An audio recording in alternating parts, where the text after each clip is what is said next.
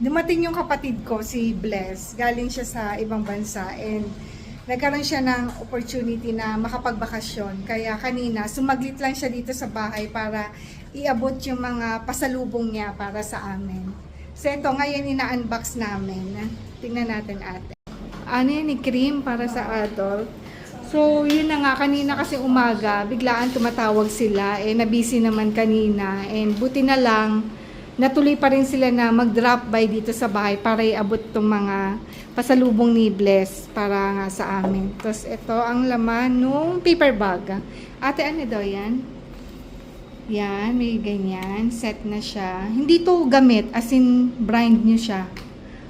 Takpan mo na lang muna ate, pakita natin later kay Papa. Tapos, this one,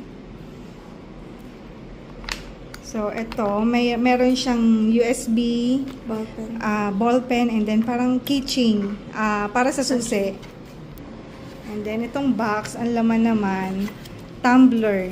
Tumbler na stainless or metal. Tapos, nakakatuwa, meron din silang pa-power bank. Ayan. Power bank, and then, meron din, parang, charger. Ayan, no? Charger. Yan yung set dito sa box. Daming pasalubong ni Tita Bless, no? And may mga ball pen, tapos may ganito. Ano to? Tatanong ko na lang yan kay Tita Bless kung para saan yan. Tsaka ito, para sa Melano Whitening Cream.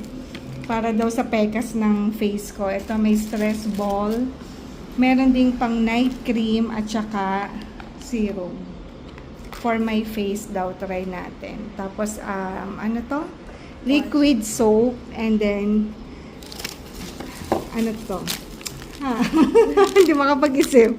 Sabon, toothpaste, and chocolates. Also, Nutella na palaman.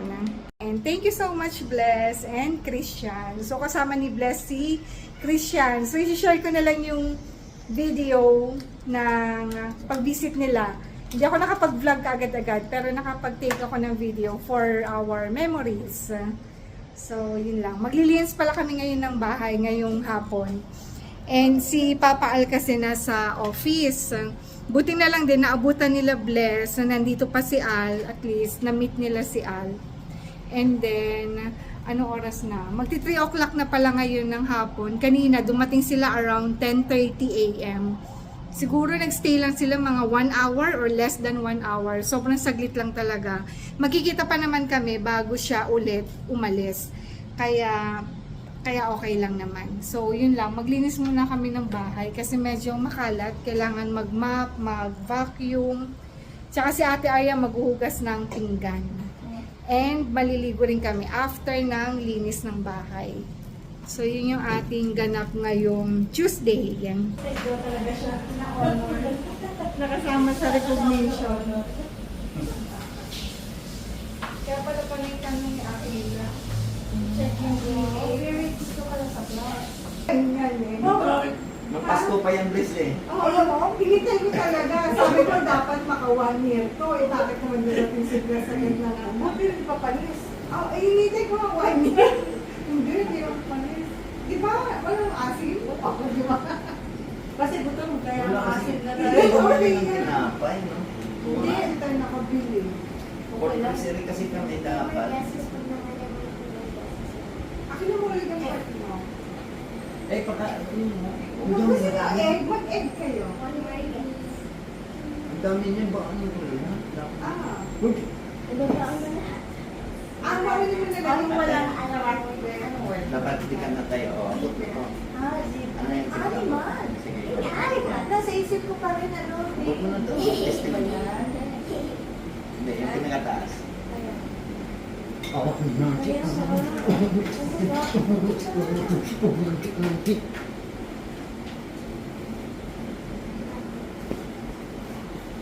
Napaayos ka na sa mga bata yung gamit dito sa table. And then,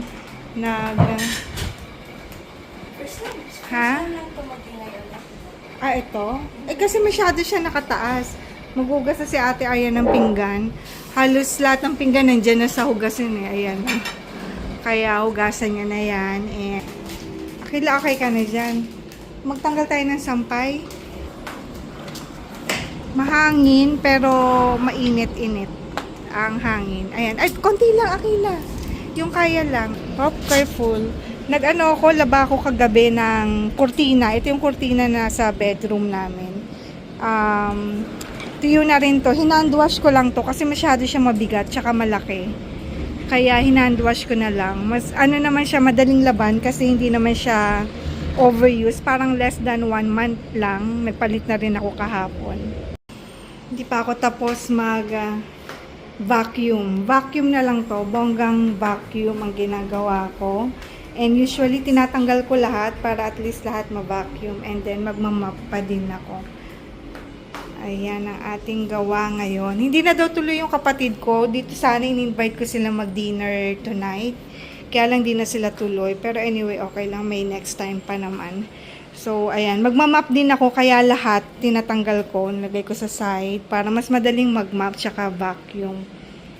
And si Ate Arya, ayan, nakapaghugas na siya. Mamaya ilalagay niya yan sa lalagyan. Nag-ready na ako ng pang-dinner namin nila Arya Takila. Kasi, nabanggit ko ba sa inyo kanina, si Papa Al nag-office today. So, kanina, sabay-sabay kami bumaba nung umalis na si sister ko, tsaka si Christian, yung husband niya. Magkakasabay kami bumaba sa lobby. Kasi nga si Papa Al, nagbubook lang ng Grab. Nag-Grab yun kapag nag-o-office siya. And ayan, ang dilim na kasi 7:30 na ng gabi ngayon. Ang ginagawa ng mga bata, pinagbigyan ko silang manood ng YouTube pero nakakonect sa TV. Ayan, kinonect nila sa TV yung laptop ni Ate Arya para makita rin ni Akila ng maayos yung pinapanood nila. So ayan, ang dilim na sa labas. Kasi 7:30 na. And nakapaglinis naman ako ng bahay. Nakaligo na rin sila Arya Takila. So magdi-dinner na lang muna kami bago ako maligo. Gusto ko kasi pag maligo ako, hindi na ako magluluto. Kaya unahin ko na lang muna yung dinner namin. Besides 7:30 naman na. And naggisa lang ako ng bawang sibuyas, maraming kamatis. Para sa ating pechay, ginisa lang talaga siya. Lalagyan ko na lang ng chicken nor cubes, pampalasa.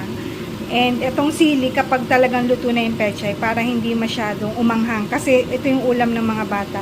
Kumakain sila ng mga ginisang gulay. Kahit walang halong meat, asing gisa lang talaga siya.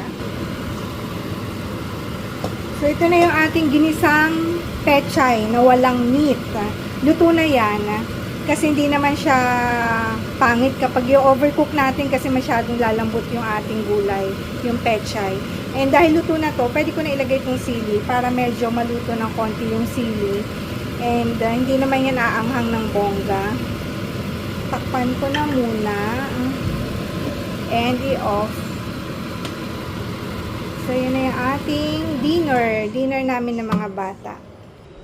Dito sa side na to, na-ready ko na. Nahugasan ko na tong lettuce. Kasi favorite ni Papa Al ang lettuce. Kinakain niya to kahit ito lang yung kainin niya. Okay lang.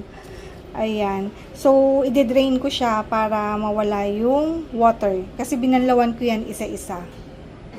Kakain na kami. Kain tayo. Kunin ko lang tong sili. Oh. So, yan yung ating ginisa. Gusto ko masabaw. Masarap kasi pag masabaw para at least may sabaw yung mga kanin. And usually sabay-sabay kami kumakain. Sabayan ko yung mga bata. Wala si Papa na sa office. And meron ako ditong juice na 4 season.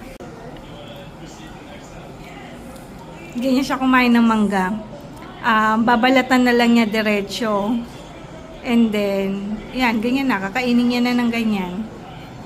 At saka, yung kanina na drinks, ito, sila rin ang uminom, yung 4 season. Kaya kumuha ako ng panibago, itong pineapple. And ayan na yung ulam na niluto ko kanina. Uubusin na rin namin to kasi konti lang din naman yun. Akila, you eat. Girl. Kain, ubusin mo yung kanin. Magsabaw ka pa. Go. Gusto mo apple? Ha? Apple na lang, no? After. Paubos na yan ate Sarap na sarap ka sa mangga. Ito kay Akila, dahil tapos na siyang kumain. Ito naman yung kanyang apple. Binabalatan ko. Ayan. And then, sarap. Sarap ng lamig. So, naka-off yung ilaw. Yan o. Naka-off. And then, naka-open lang yung fan. Pero naka-off yung ilaw. Kasi nga, pag bukas naman yung ilaw, medyo summer, mainit. Maliwanag naman dito sa may laundry area. Kaya, okay na tong ilaw na to. Yun lang. Thank you for watching. I hope nag-enjoy kayo sa video ito.